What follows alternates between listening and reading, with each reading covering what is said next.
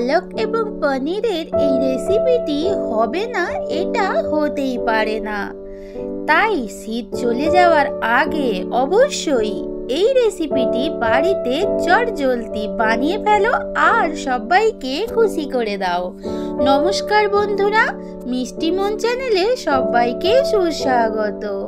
আজকের আমি এসেছি পালং শাক আর পনির দিয়ে সম্পূর্ণ নিরামিষভাবে ঘরোয়া পদ্ধতিতে পালক পনিরের রেসিপি নিয়ে। তাহলে এই রেসিপিটি ঘরোয়াভাবে কিভাবে বানাচ্ছি তোমরা মন দিয়ে দেখতে থাকো। আমি এখানে এক আটি পালং শাক নিয়ে নিয়েছি। এবার পালং শাকটা ভালো করে পরিষ্কার করে ধুয়ে নিয়ে আমি বেছে নিয়ে ফিরে আসছি। এখানে পালং শাকগুলোকে আমি ভালোভাবে বেছে নিয়েছি। ডাঁটাগুলো একটু বেশিরভাগই বাদ দিয়ে শুধু পাতাগুলো নিয়ে নিয়েছি। এবার একটু ছোট ছোট করে কেটে নেব। একটু ছোট ছোট করে পালং শাকগুলো কেটে নিয়েছি। এবারে নেক্সট স্টেপে চলে যাব। এখানে আমি প্রায় 300 গ্রামের মতো পনির নিয়ে নিয়েছি। এবারে পনিরগুলোকে আমি একটা ছুরির সাহায্যে পিস পিস করে কেটে নেব। আমি এইভাবে কাটছি, তোমরা তোমাদের পছন্দ মতো ছোট বড় সাইজটা নিজেদের পছন্দ মতো করে নিও। সমস্ত পনিরগুলো এখানে মোটামুটি মিডিয়াম সাইজ করে আমি কেটে নিয়েছি। গ্যাসের মধ্যে কড়াই বসিয়ে দিয়ে কিছুটা জল বসিয়েছিলাম। জলটা গরম হয়ে যাওয়ার পরে একটুখানি চিনি আমি জলের মধ্যে দিয়ে গুলে নিচ্ছি। চিনিটা দেওয়ার ফলে কিন্তু পালং শাকের কালারটা চেঞ্জ হয় না। এইবারে কেটে পরিষ্কার করে ধুয়ে রাখা পালং শাকগুলো এবার জলের মধ্যে দিয়ে দিচ্ছি। এখানে আমি গরম জলের মধ্যে পালং শাকগুলো দিয়ে একটুখানি ব্লাঞ্চ করে নেব, যেটা আমার রেসিপির জন্য দরকার। এবার একটু ঢাকা দিয়ে দিচ্ছি। ঢাকাটা খুলে নিলাম। দেখতেই পাচ্ছ পালং শাকগুলো ভালোভাবে ব্লাঞ্চ হয়ে গেছে এবং কালার কিন্তু চেঞ্জ হয়নি। এবারে আমি নামিয়ে নিয়ে একটু ঠান্ডা করে নিচ্ছি। একটা আমি এখানে বোলের মধ্যে নিয়ে নিয়েছি বরফ দেওয়া ঠান্ডা জল। এবারে এই ব্লাঞ্চ করা পালং শাকগুলো ওই ঠান্ডা জলের মধ্যে দিয়ে দিচ্ছি। ঠান্ডা জলের মধ্যে দেওয়ার ফলে পালং শাকের কালারটাও চেঞ্জ হবে না এবং তাড়াতাড়িও ঠান্ডা হয়ে যাবে। বরফ জল থেকে এবার পালং শাকগুলো তুলে নিচ্ছি। তাই ভালোভাবে কিন্তু জলটা নিংড়ে বের করে নিচ্ছি, একটুও যাতে পালং শাকের মধ্যে এক্সট্রা জল না থাকে। ভালোভাবেই সবকিছু নিংড়ে নিয়ে তুলে নিচ্ছি। এইবার একটা মিক্সিং বোল নিয়ে নিয়েছি। এবার তার মধ্যে নিয়ে নিচ্ছি দুটো কাঁচা লঙ্কা একটু ভেঙে দিয়ে দিলাম। কয়েক টুকরো দিয়ে দিচ্ছি আদা, আর এখানে দিয়ে দিচ্ছি একটা বড় সাইজের টমেটো কেটে। এবার এটাকে আমি মিক্সিতে একটা সুন্দর পেস্ট বানিয়ে নেব। এদিকে আরেকটা মিক্সিং বোলে পালং শাক আর কিছুটা ধনিয়া পাতা দিয়ে আমি একটা সুন্দর পেস্ট বানিয়ে নেব। গ্যাসের মধ্যে কড়াই বসিয়ে দিয়ে বেশ কিছুটা দিয়ে দিয়েছি সাদা তেল। এই রেসিপিটি আমি সাদা তেলে করব। এবারে কেটে রাখা পনিরগুলো আমি তেলের মধ্যে দিয়ে দিচ্ছি, দিয়ে হালকা করে ভেজে নেব। আমি এখানে পনিরের মধ্যে কোনো হলদি পাউডার বা লবণ আমি ইউজ করিনি, এমনি পনির দিয়েই কিন্তু ভেজে নিচ্ছি। পনিরের একটা দিক ভালোভাবে ভেজে যাওয়ার পরে অপোজিট দিকটাও উল্টে দিচ্ছি। এইভাবে হালকা লাল করে কিন্তু পনিরটা ভেজে নেব। পনিরের দুটো সাইজ কিন্তু হালকা করে লাল করে ভাজা হয়ে গেছে। এবারে আমি কড়াই থেকে আস্তে আস্তে করে পনিরগুলো তুলে নিচ্ছি। পনিরগুলো ভাজা হয়ে যাওয়ার পরেও কিন্তু আছে পুরোপুরি সফট। পনির তুলে নেওয়ার পরে ওই তেলের মধ্যে আমি 1/3 টিস্পুন ঘি এখানে অ্যাড করে দিলাম। এবার ঘিটাকে একটু চামচ দিয়ে মেল্ট করে দিচ্ছি। সাদা তেলের সাথে ঘিটা ভালোভাবে মেল্ট হয়ে যাওয়ার পরে এখানে দিয়ে দিচ্ছি গোটা জিরে আর গোটা গরম মশলা আর হিং। এখানে দিয়ে দিচ্ছি ফোড়ন। যেহেতু নিরামিষ রেসিপি, হিংয়ের ফ্লেভারটা কিন্তু খুবই ভালো লাগবে। এবার ফোড়নটা ভালোভাবে ভেজে নিচ্ছি। ফোড়নটা ভালোভাবে ভেজে নেওয়ার পরে এখানে জুলিয়ান করে কেটে একটু আদা দিয়ে দিলাম।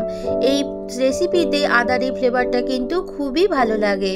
এবার আদাটাকেও ভালোভাবে ভেজে নিচ্ছি যতক্ষণ না আদার একটা কাঁচা স্মেল চলে যায়। এইবার এখানে দিয়ে দেব টমেটো, কাঁচা লঙ্কা আর আদা একসাথে পেস্ট করে রেখেছিলাম, ওটা এবার অ্যাড করে দিলাম। এবার ভালোভাবে মশলাটা তেলের সাথে কষিয়ে নেব যতক্ষণ না কাঁচা স্মেল চলে যায়। মশলাটা ভালোভাবেই কষানো হয়ে গেছে। এবার এখানে অ্যাড করে দিচ্ছি হলদি পাউডার, স্বাদ মতো লবণ, জিরা এবং ধনিয়া পাউডার, আর এখানে অ্যাড করে দেব একটুখানি লাল লঙ্কা পাউডার। যেহেতু আমি কাঁচা লঙ্কার পেস্ট করেছি, এখানে লাল লঙ্কার পাউডারটা একটু অল্প পরিমাণে দিলাম। ঝালটা তোমরা তোমাদের পছন্দ মতো কম বেশি করে নিও। এবার সবকিছু মিশিয়ে নিয়ে একটু কষিয়ে নিচ্ছি। ভালোভাবেই কিন্তু মশলাটা এখানে কষানো হয়ে গেছে, তেলটাও ছেড়ে দিয়েছে, দেখেই বুঝতে পারছো অনেকটা ড্রাইও হয়ে গেছে, কালারটাও চেঞ্জ হয়ে গেছে। এইবার এখানে অ্যাড করে দেব ব্লাঞ্চ করা পালং শাক আর ধনিয়া পাতা একসাথে যে পেস্ট করে রেখেছিলাম ওটা ভালোভাবে দিয়ে দিচ্ছি। দিয়ে সব কিছুর সাথে ভালোভাবে মিশিয়ে নিলাম। পালং শাকের সাথে ধনিয়া পাতা পেস্ট করে যদি বানানো হয় রান্নাটার টেস্টটা কিন্তু অনেকটাই বেড়ে যাবে। এবার দেখো গ্রেভিটা কিন্তু খুব ভালোভাবেই ফুটে উঠেছে এবং আগের থেকে অনেকটাই কিন্তু কমে গেছে। দেখতেই পাচ্ছ গ্রেভিটাকে একটু ভালোভাবে ফুটিয়ে নিতে হবে। এইবার এখানে অ্যাড করে দিচ্ছি ভেজে রাখা পনিরগুলো সব একসাথে দিয়ে একটু ভালোভাবে গ্রেভির সাথে মিশিয়ে নেব।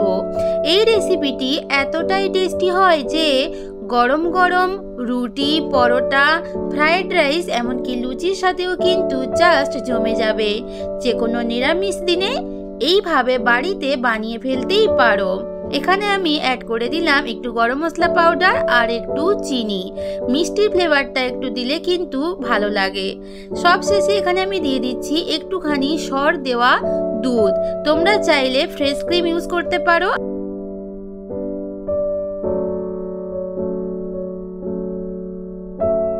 গ্যাসের ভলিউমটা একদম মিডিয়াম টু লোতে রেখে কিন্তু আমি দুধটা অ্যাড করছি, না হলে কিন্তু দুধটা কেটে যাওয়ার সম্ভাবনা থাকে। গ্যাসের ভলিউমটা আবারও আমি একটুখানি বাড়িয়ে দিলাম। দেখতেই পাচ্ছ গ্রেভিটা ভালোভাবেই গাঢ় হয়ে গেছে এবং অনেকটাই ফুটে উঠেছে। এই অবস্থায় আমি একটু দিয়ে দিচ্ছি এখানে ঘি। লাস্টে ঘিয়ের ফ্লেভারটা কিন্তু খুবই ভালো লাগে, কারোর পছন্দ না হলে স্কিপ করতে পারো, কিন্তু ঘিয়ের ফ্লেভারটা টেস্টটাকে আরো বাড়িয়ে দেয়। আমার রান্নাটা একদম কিন্তু কমপ্লিট। এবারে আমি ঢাকা দিয়ে কিছুক্ষণ স্ট্যান্ডিং টাইমে রেখে দেব, তারপরে সার্ভ করে নিয়ে তোমাদের সামনে ফিরে আসছি। ঘরোয়া পদ্ধতিতে সম্পূর্ণ নিরামিষ পালক পনিরের রেসিপি একদম কমপ্লিট। আমি সার্ভ করে নিচ্ছি। দেখেই বোঝা যাচ্ছে কতটা হয়েছে ডেলিশিয়াস।